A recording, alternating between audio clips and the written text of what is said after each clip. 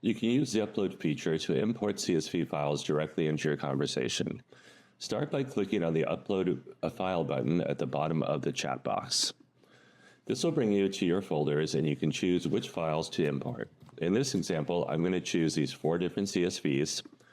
Once I've loaded them into my conversation, I can then ask questions directly of Zoe about the files. For example, I might ask her to create an ERD of the tables. She'll scan the tables, the individual columns, and find the table structure and identify the different relationships of these tables.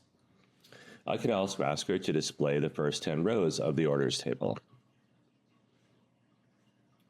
Another question you might ask is what kind of key metrics can be built from the existing table columns. Again, she'll scan the individual columns and she'll come up with some key metrics or examples of different metrics that can be calculated from the existing columns. Once the tables are uploaded into your conversation, you can continue your exploration journey.